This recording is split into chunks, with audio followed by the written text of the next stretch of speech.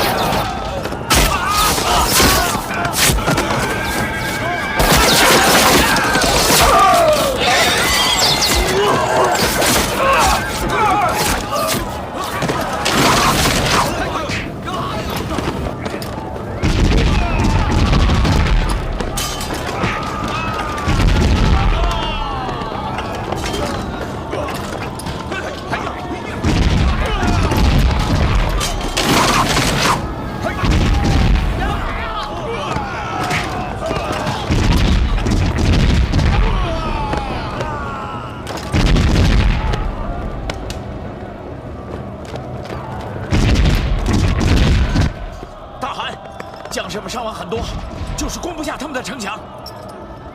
去！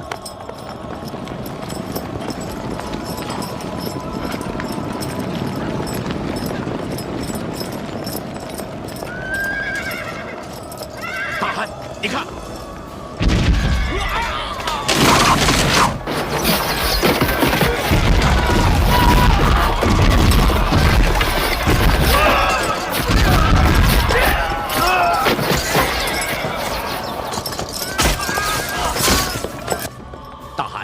我们的马根本上不了他们的城墙，有多大的劲儿也使不上。你们等着看，我就是要让我们的战马上他们的城墙。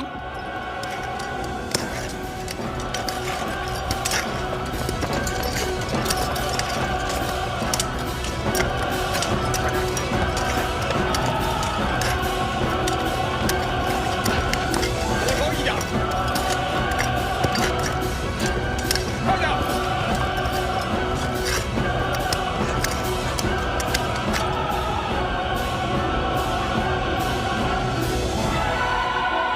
他们冲上！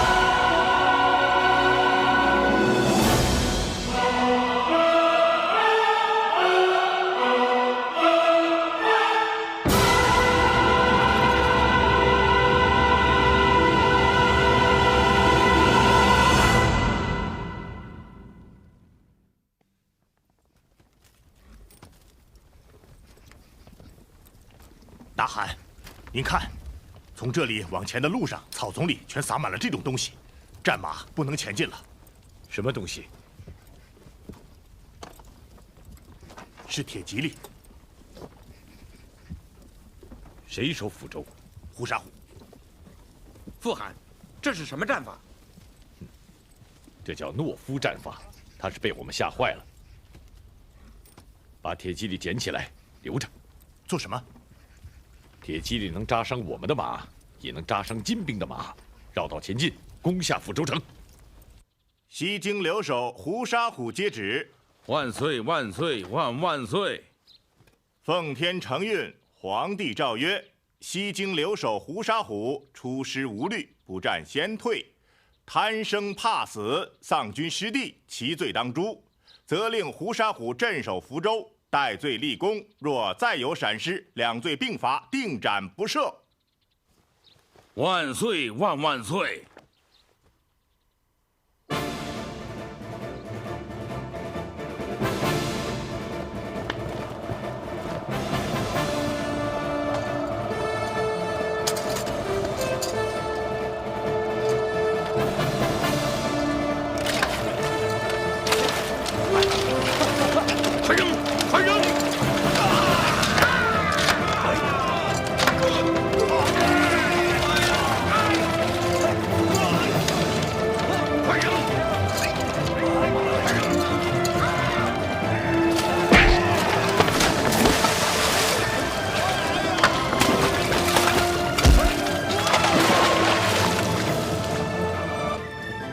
傅汗，福州城的城墙比单州城的还要高，还要厚，是不是填了土再上？不成，这里不像塞外，取土困难。可是，这么强攻，伤亡太大了。得想办法把敌人引出来。胡沙虎会那么听话吗？那就看你们败得像不像了。好，我明白了，多带。冲！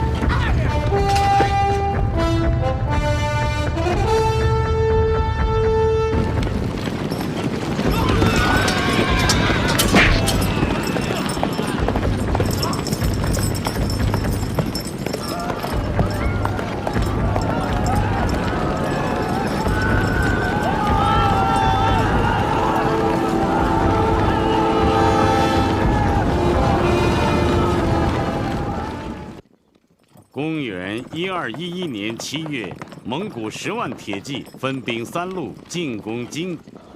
成吉思汗与少子拖雷一路连下昌州、单州、福州，哲别、耶律阿海一路奇袭乌岳营，占领乌沙堡。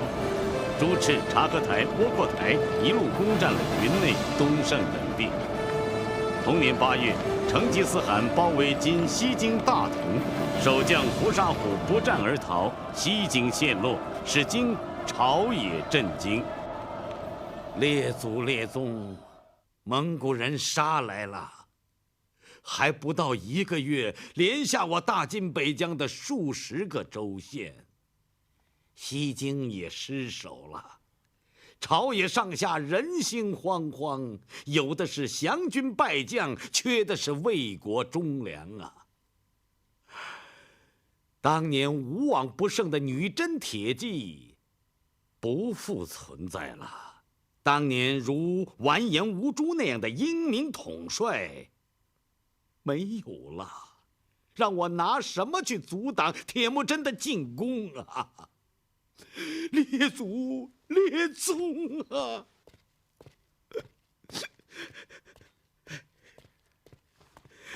皇上，上京留守涂善义率兵2万入卫中都来了。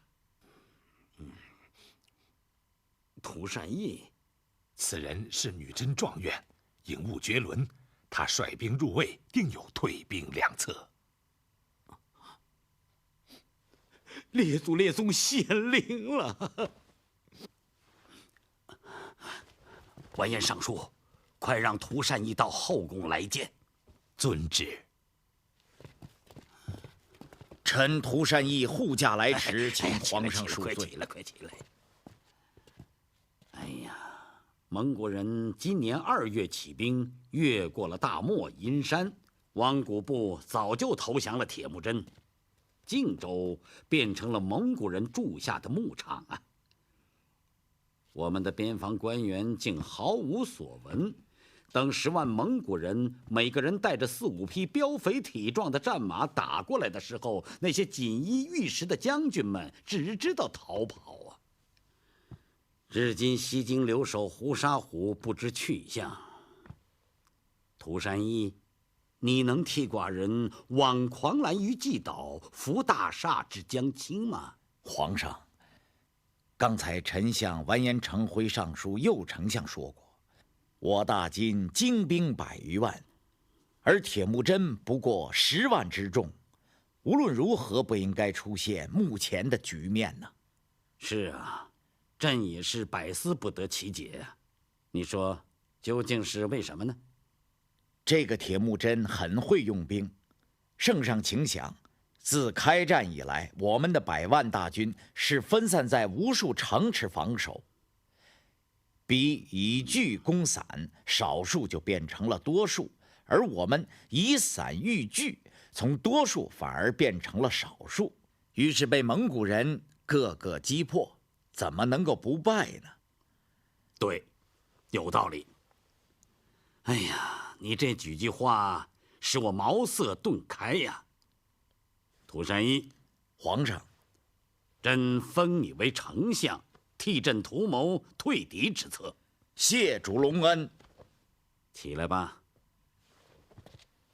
快说，我们应该怎么样退敌？臣兵30万于野狐岭，15万于宣德以为策应，以铁木真决战。好，令完颜九金为帅，完颜万奴为监军，定薛为先锋，赶赴野狐岭。完颜胡沙驻守宣德，随时为完颜九金之后继。朕要以45万大军，一举歼灭鞑靼人。遵旨。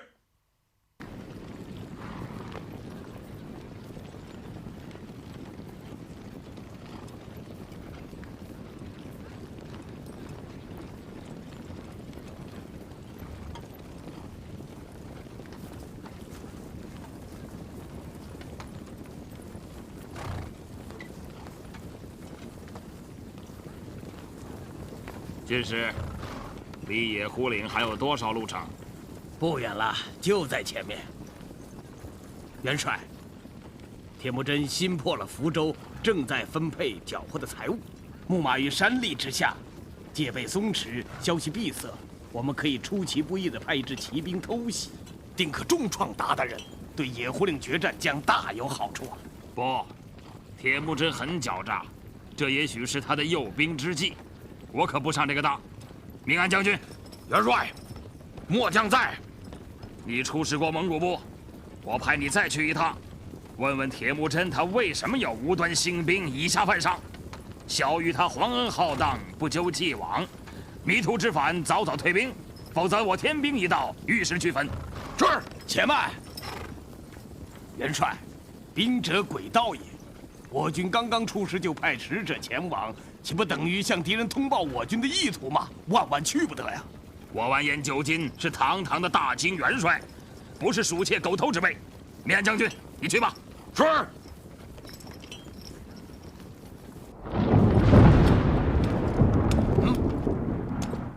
当值的阙学军在，快去查看一下，是什么人惹怒了长生天。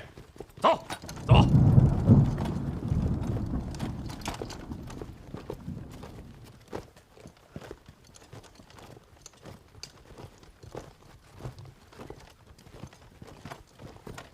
怎么回事啊？纳牙将军，是这个人在河里洗了衣服。是多代，有证据吗？啊，就是这件衣服。多代，你不知道成吉思汗的大扎萨令吗？知道。哦不，我不知道衣服脏了为什么不许洗。我在中原经常在河里洗衣服。混账！看你把长生天都惹怒了。胡丞相，你是断事官，你来处置吧。多代，你听着，大扎萨令规定，不准在河里洗涤衣物。不许把尿撒在河里或者燃烧过的灰烬上，严禁跨火、跨桌子、跨碟子。由此惹怒长生天，引来雷霆者，处死。你听明白了吗？多代，你还有什么话可留下的？将军，我，你是怕死鬼？不，我不怕死，我只是觉得死的不值。把他夹起来，有营之后砍头。此人流水洗衣，惹怒天庭，违反法令，代加有营，杀一儆百，斩首示众。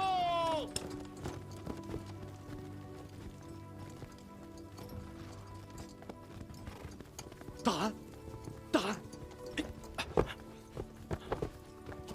伟大的成吉思汗，我死而无憾。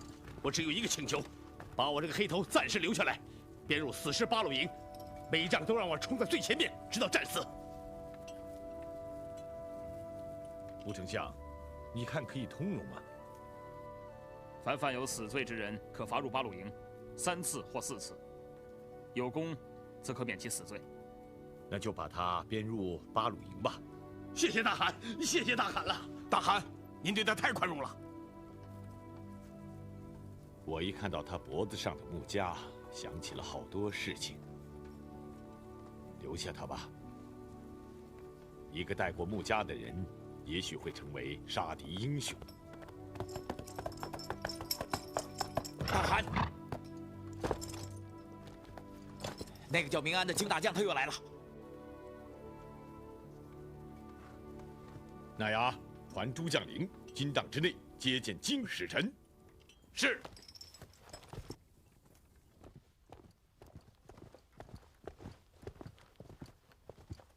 我乃金使臣，论理你铁木真给我下跪才是。你这怎么了？啊，不过我看你等还不甚开化，也就不计较了。跪下！跪下！给我跪下！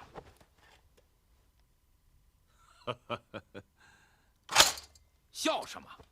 我们元帅完颜九斤，你可知道？不知道，是他的头有9斤，还是生下来的时候有9斤呢？孤陋寡闻。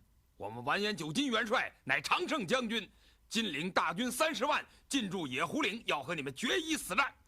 完颜胡沙，你可知道？是让我的先锋哲别和耶律阿海从乌沙堡打跑的那个完颜胡沙吗？此人倒是久闻大名啊。他领兵15万，准备在宣德策应，我们45万精锐等在野狐岭和你们决战。怎么样？害怕了吧？快准备好马鞍子，逃跑吧！你在撒谎！我本来不想告诉你这些军事秘密，可我们完颜九斤元帅说，他乃堂堂大元帅，不是鼠窃狗偷之君。铁木真，京如果比作大海，你们不过一局细沙；大京的100年根基，你们是动摇不了的。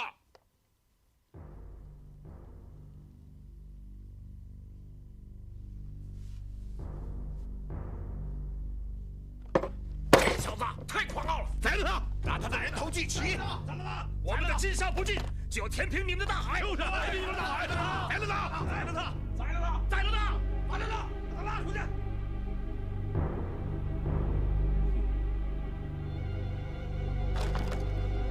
听着，把锅里食物倒掉，一刻也不要耽搁。全军轻装奔袭野狐岭，趁完颜九斤立足未稳，部署不及，同他决战，一刻也不能耽搁。快去执行！是。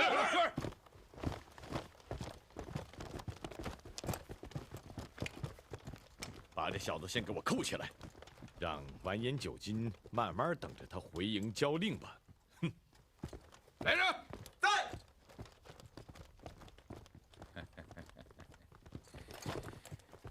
明安兄，别来无恙啊！哼，我已经承你们阶下囚了，还什么别来无恙啊？明安兄，你我同是契丹人，我早就看出来了。你这次出使蒙古，根本不是替女真人来效力，你是怕女真人败得不快，败得不惨。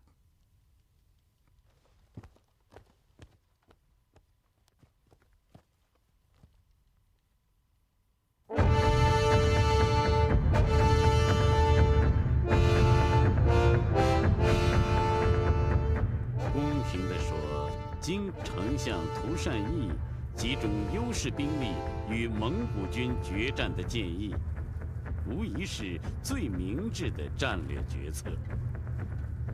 可是由于用人不当，本来对成吉思汗十分不利的形势发生了逆转，一场决定意志、智慧与力量的较量在野狐岭展开了。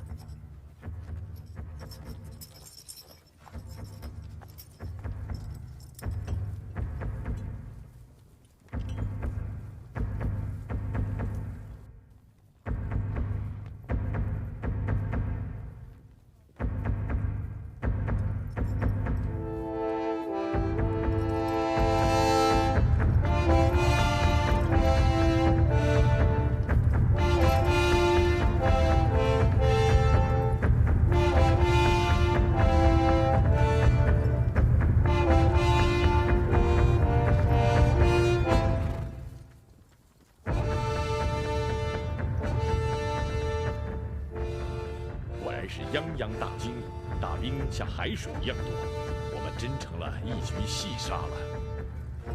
大汗，晋军有45万，我军才10万。大汗，非冒死力战不能取胜。好，今天我不是躺在野狐岭，让后人替我报仇，就是越过野狐岭，让后人永远记住我的名字。元帅，站在中间的那个就是铁木真。派1万骑兵上去，擒贼先擒王啊！不可，我们的优势是聚而众，再不能散而寡的被铁木真把我们各个击破。这个涂善义丞相聚而众这一招，哼，还真挺高明的。是啊，可我不上他的当。如果我向野狐岭全线出击，我们一个兵士要遇到女真人4把马刀的打击，和我的10万金戈铁马只集中打击他的10万中军，就是1对1了。再打不赢他，就怪我们是烈马缺羊，瘦骆驼。哼，木华黎，我的1万敢死之士八路营在哪儿？就在你身后。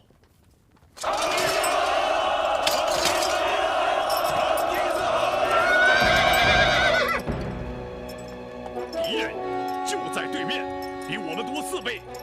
他们扬言要用大海淹没我们一举细杀，你们怕吗？不怕！今天我就要靠你们冲到对面的野狐岭上，夺过完颜九斤的帅旗，把我们的仇恨和屈辱一起洗掉。哈斯尔，在，5000名先锋队打头阵。是。乌帕里者别，在，各带30名弓箭手掩护。是。热勒面，在。亲率1万八路军营，像钢刀一样插向敌人中军阵地。是。蒙古母亲英雄的儿子们，长生天的气力会在你们身上发挥神威。你们建功立业的时候到了，冲锋！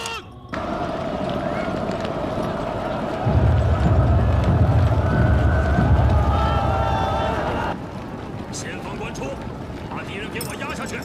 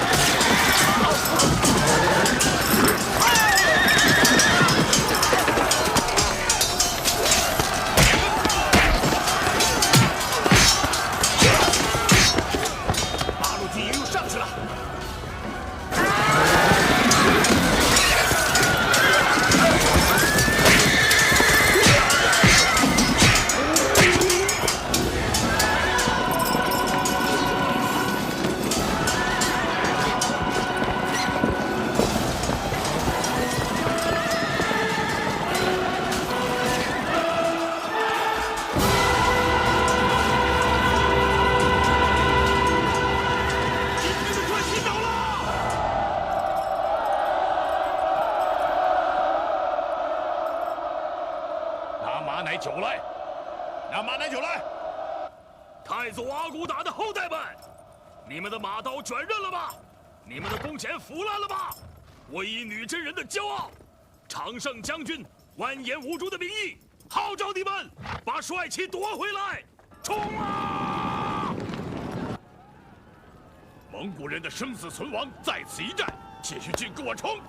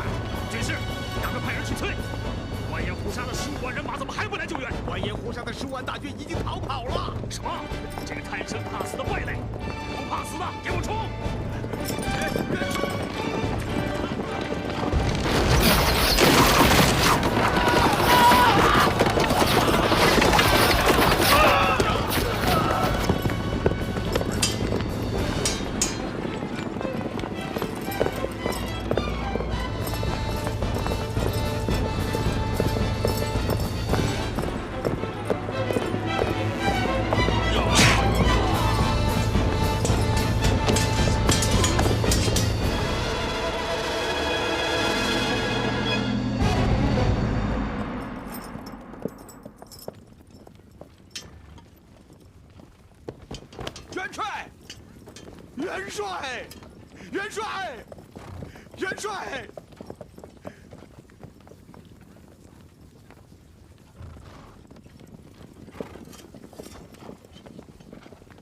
扔下剑吧，我们的成吉思汗饶你不死。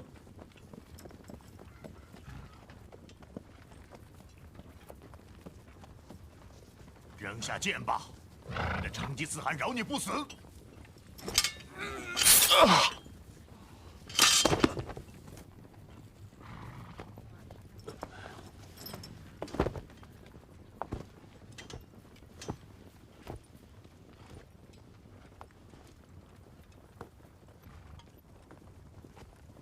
从他们身上，我明白了，100年前女真人为什么会入主中原。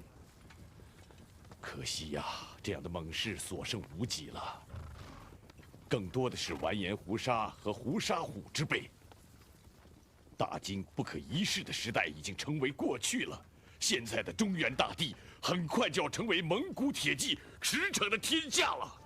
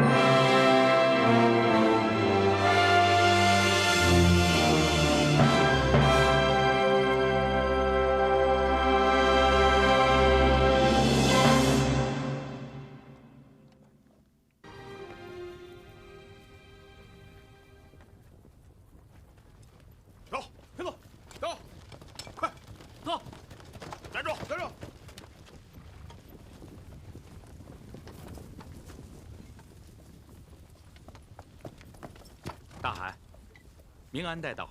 哎，应该说请到了。请。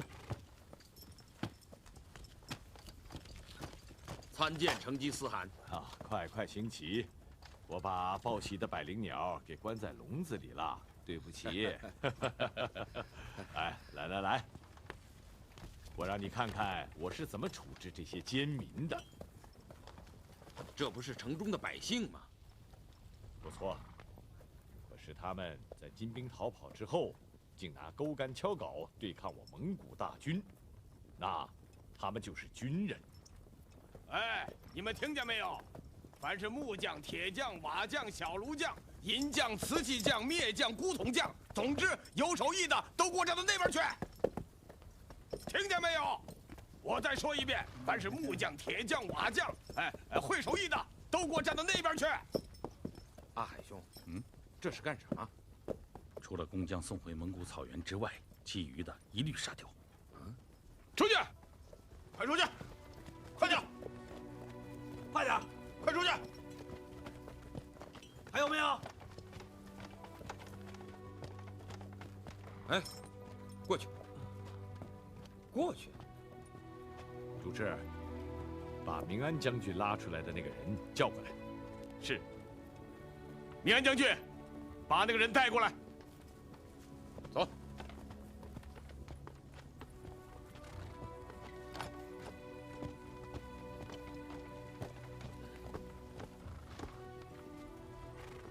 你会什么手艺啊？明安将军既然把他从百姓堆里拉出来，一定会知道他会什么。他会用斧子劈木头，当然是木匠了。对，我是木匠。好一个木匠，把他带走吧。你到那边去。你们都说说，人生最大的乐趣是什么？嗯？振海，你以为呢？我是个商人，信足遨游，饱览天下美景奇观，流连忘返，是人生一大乐事啊。主持，你说呢？儿臣以为，在春意萌发或是秋高气爽的日子里，儿臣驾着鹰，驱着狗，纵马狂奔，满载猎物而归的时候，那会是我一生最大的乐趣。大汗，您以为呢？人生之乐，莫过于战胜曾经压迫过你、欺凌过你、蔑视过、羞辱过，却又比你强大得多的敌人，然后抢过他们的妻女，拥有他们的财物，看着他们用泪水洗面，这才是一个草原英雄最大的快乐。父汗高见。哎，还有没有会手艺的了？啊！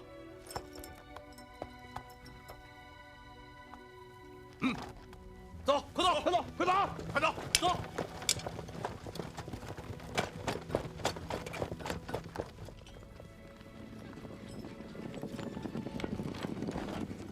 等一等，明安将军，你有话要说吗？大汗，我想说说我对人生乐趣的看法。哦，你说吧。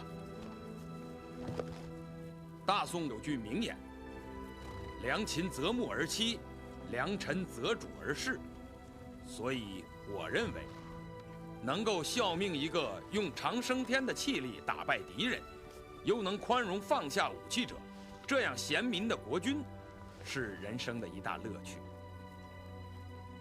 你的意思是我不该杀这些敌人？他们是你的敌人压迫下的百姓，他们杀了我的人，很多人。可是你杀了他们，就会有更多的百姓拿起钩竿铁尺，更多的杀你们的人。那我就再杀死他们，直到他们再不敢反抗为止。哼，经有多少人你知道吗？他们20个人换你一个蒙古人的性命，你就没有机会了。那你说该怎么办？大汗，你知道，这些百姓大多是汉人和契丹人，他们并不愿意帮助女真人，只是不了解蒙古人，不了解大汗您的到来会给他们带来什么，才铤而走险。如果大汗宽恕了他们，这个消息就会1传10，10传百，也许将来您会看到百姓们自动起来，响应大汗的号召，反对金军的局面。大汗，明安的话是至理名言，请大汗三思啊！不是三思，而是要马上做出决断。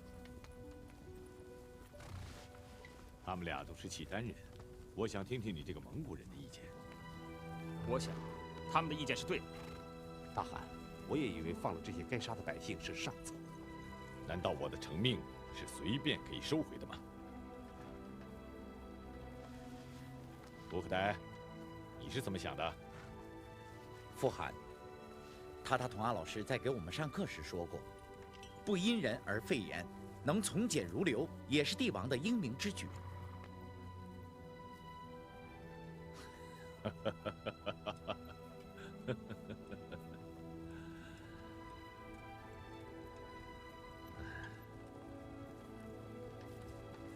我很高兴我的孩子和将领之中有这样高明的见解。你们之中难道真没有人想过要纠正我的做法吗？我想一定会有。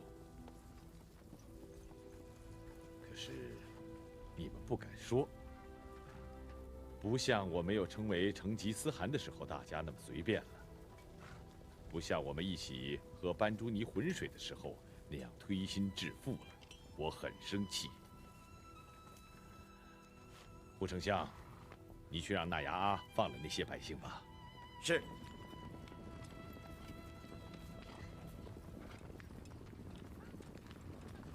你认识他吗？谁呀？那个会使谷子劈木头的。不认识。那么你为什么要救他呢？我看他是个读书人。以大汗之才，您不至于为了报先祖之仇，把金皇帝也钉在木驴上吧？您将来一定可以君临天下，那么治国之才要比能工巧匠重要得多，而治国之才一定在读书人之中。明安先生，你是治国之才吗？我，嘿，我算什么？中原人才济济。可是他们肯辅佐我吗？大汗如果真的求贤若渴，我倒可以向大汗推荐几个人。先生，请讲。一个是契丹人耶律楚材，一个是汉人郭宝玉，还有一个是方外之人，道教全真派传人丘处机。你们知道这几个人吗？久闻大名，如雷贯耳。的确是才高八斗，学富五车。这几位高人，我一定要得到他，全都得到他们。就。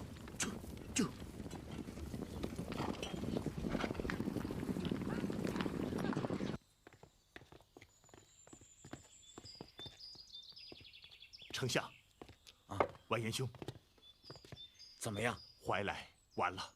什么？那居庸关呢？胡沙虎倒是很有决心，固守居庸关，命令士兵用铁水浇筑了城门，并在200里之内撒满了铁蒺藜，来阻止蒙古马队的前进。皇上看了胡沙虎的捷报之后，还很满意。还很满意？怎么？哼，他把自己关在铁桶里，为的是保住自己的脑袋，根本无意打击敌人。这个胡沙虎，怕死鬼！大汗，多歹来了，参见成吉思汗。多歹，到我的身边来。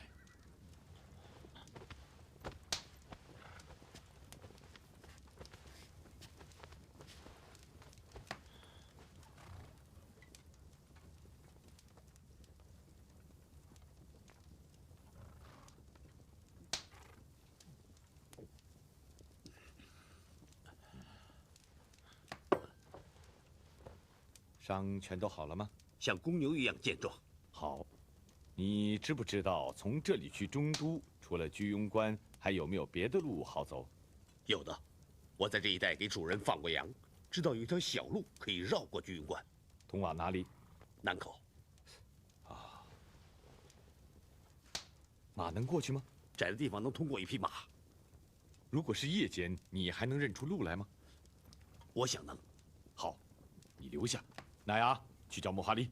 是。多歹，有了这样大的功劳，你的死罪免了，以后你就留在我的身边吧。谢大汗2次活命之恩。大汗，穆哈里，你等4节留在这里同敌人对峙。胡沙虎既然用铁水浇筑了城门，想必是不打算向你进攻了。你帐营不要撤，锅灶不要减，让胡沙虎以为他的铁蒺藜难住了我们，让他多得意几天。我带领人绕道先取紫金关和南口，然后两面围猎这只没长吃人牙、只长逃跑腿的胡沙虎。是。城存我存，城亡我亡，宁肯战死，绝不后退。城存我存，城亡我亡，宁可战死，绝不后退。走。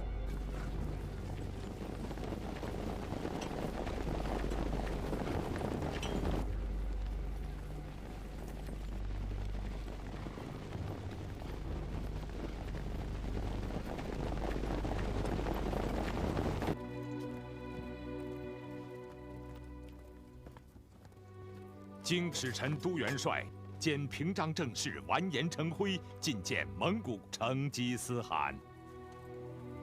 元帅请起。我知道你和胡沙虎、朱虎高齐之流不同，是经为数不多的可敬重的敌人之一。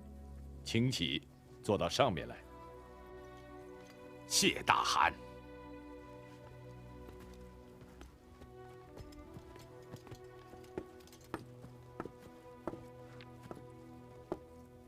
谢座，请。为了议和，我3次派人去了中都。今天完颜都元帅亲临我的营地，一定是有好消息告诉我了。哈，我朝百官共议，圣上定夺，与大蒙古缔结合约，永世盟好。你们总算是有了答复。你们女真人在中原轿子坐久了，办起事来就赶不上我们骑马的痛快。事关大金江山社稷，自然要反复斟酌的。我清楚，你们一定是想，3年前你们兵马强壮，我拒绝议和；3年后你们国力虚弱，我的兵马由10万增加到数十万，反而主动议和，其中必有奸诈。哈，众说纷纭，情有可原。告诉你个秘密，我累了。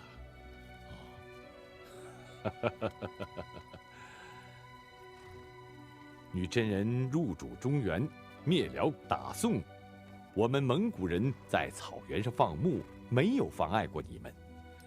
你们的熹宗皇帝无故杀死了我们的先祖，逼迫我们臣服不算，还每3年到草原上剪钉一次，屠杀我蒙古百姓。那个魏王永济生年要趁我送岁币的时候，把我钉在木驴上，哼，真是欺人太甚，所以我才兴兵复仇。现在他愿意议和，很好，谈谈条件吧。圣上下旨，将齐国公主献与成吉思汗为妃，效法汉昭君出塞之先例，以结亲近之好。哦，永济的女儿。这可真是长生天的安排。那么，对于我的这些苦战了3年的将领们，你们想怎么样安慰他们的愤怒，抚慰他们的劳苦呢？我已带来了500童男，500童女，侍奉将士们起居洒扫，令战马3000匹，以补偿贵军军马之缺损；金帛食物100车，以供贵军路上不时之需。公事就算办妥了，咱们谈点别的吧。你看看我的将士们怎么样啊？还算骁勇强悍，不过什么？听说他们中有些人嗜杀成性，会以杀人为乐。我不要这样的屠夫。武力可以杀人，不能服人。我身边站的是耶律阿海、耶律不花，还有明安，他们都是京的官员，仰慕我的威德，望风而归的。你笑什么？我庆幸这里面没有一个是女真人。哼，汉人、契丹人不忘国破之仇，家亡之恨，这正是你们的心腹之患呐。但愿大汗不要重蹈覆辙。好胆量，好口才。我此次进军中原，只是为了报仇雪耻，伸张正义，并没有更多的企图，故此才主动提出与你们议和。哦，大汗什么时候退兵呢？哦，我还没见到齐国公主呢。哈哈，在下立即回中都，送齐国公主来北口。与大汗完婚，之后亲自送大汗等出居庸关。哎，怎么敢劳动都元帅远道相送呢？啊不，完颜成辉受皇上重托，定要护送大汗早日出关。你是怕我不履行合约吧？哪里，大汗一言九鼎，完颜成辉是待皇上尽地主之谊而已。好吧。我倒是愿意把话说在明处。你们假如反复无常，有意践踏合约，我能容忍，我的马刀不能容忍。公元1214年春，成吉思汗审时度势，主动议和，带着齐国公主和俘获的人财物退回大草原，休养生息，等待时机。而本来可以得到喘息之机，重新振作的金国，却在接连不断地发生内讧。将军，将军，我待你不薄啊！我屡次力排众议，没有杀你，你不可恩将仇报啊！将军，将军，将军！哎呦，将军，你听我说，哎呀，将军，哎呀，我，啊！将军，你把我放了吧，我把江山分给你一半，我求求你放了我吧！呸！你的那1半大金江山已经丢给蒙古人了，没你的份儿了。像你这样无德无能之辈，再不让位，大金臣民将会死无葬身之地。你要是个明白人，自己去死吧，那样。你还算是一个阿骨达的子孙。胡沙虎，你这个乱臣贼子！我悔不听涂善义的金玉良言，真是养虎遗患了。可是你胡沙虎，也不得好死。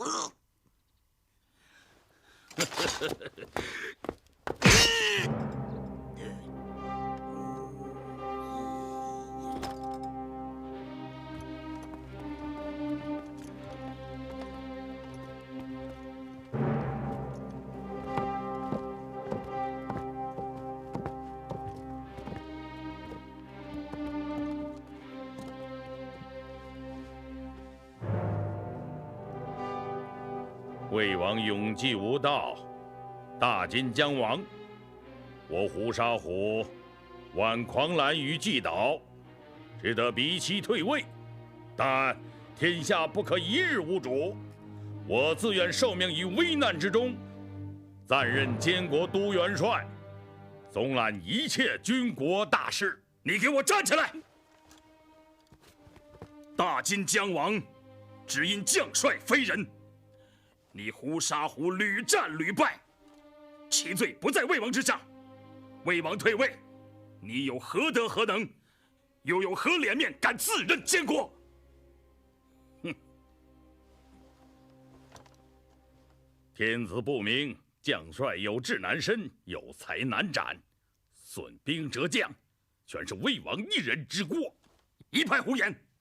你身为西京留守，却不战而退，也是魏王之过；在守居庸关，又让蒙古人破关而入，直捣中都，也是魏王之过。老匹夫！自古道小过不掩大德，胡沙虎监国，废除昏君，功盖天下，将流芳千古。呸！弑君谋篡，乱臣贼子，你胡沙虎只会遗臭万年。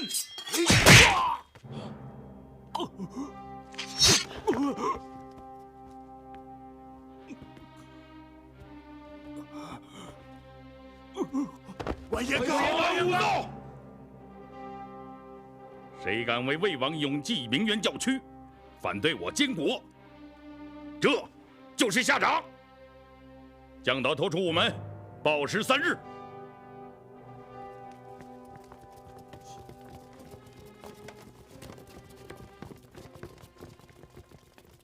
成吉思汗。郭宝玉的话有道理，连宋灭金。你们这次去宋朝的目的，就是要让宋朝在南边牵制金国，这样我们打起金国可就容易得多了。是。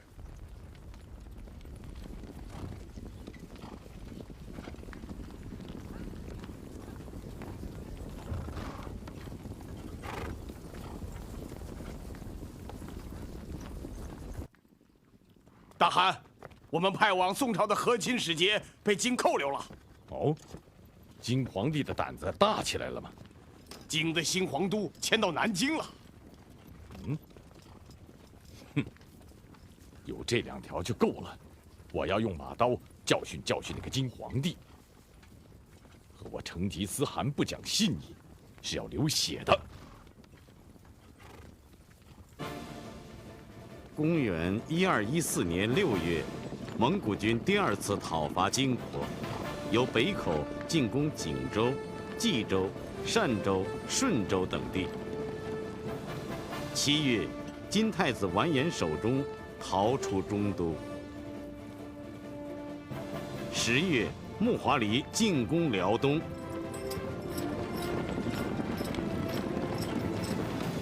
公元1215年正月，蒙古军破通州，逼近中都。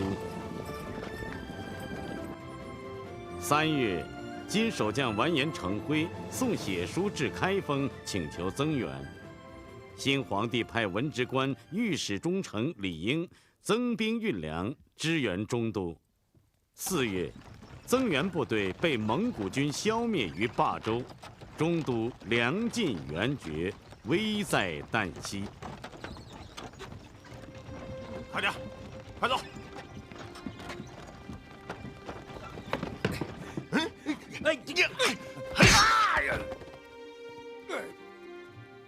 听说完颜丞相技艺守城大事，我让人杀了一匹战马。来吧，死了也别当饿死鬼，吃。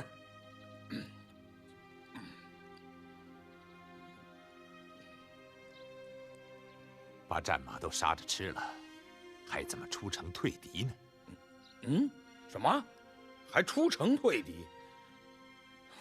如果说南京在此增援之前，能不让蒙古人打进城里来，那就是你我的造化了。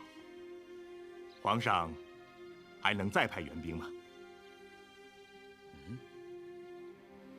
如果不派援兵，不用蒙古人进城，不出半个月，我们都得饿死。自圣上和太子南迁，我就准备以死报国了。现在，就让我们死出个样子吧。你们真的要以死报国吗？我明默念尽忠。看来真的要为皇上尽忠了吧？如果皇上是个明主，倒也值得。那你是说突围逃走？只要能突围出去，自有尽忠的机会。强似在这里坐以待毙。丞相，完颜师姑说的对，逃吧。好吧，人各有志，不能强求。你们走吧。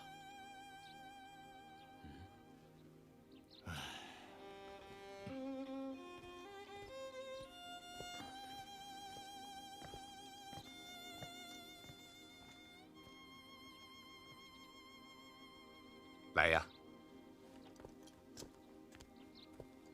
丞相，让士兵们打开四门。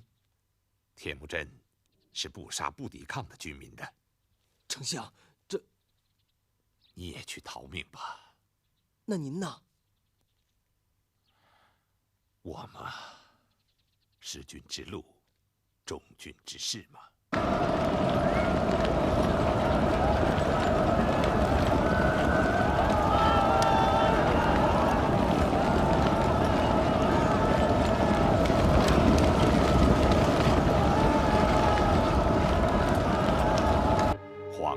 下，臣不辞危难，受命留守中都，岂料臣无旷世之才，难当千军之任。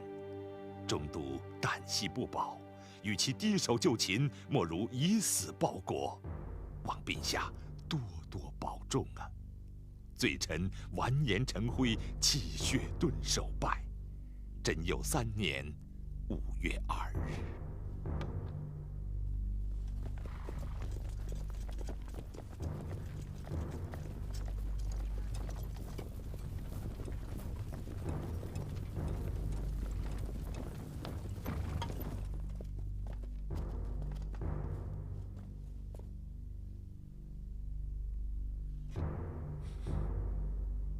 他喝了鸩酒，太可惜了。他是个英雄，就按女真人的礼节厚厚安葬吧。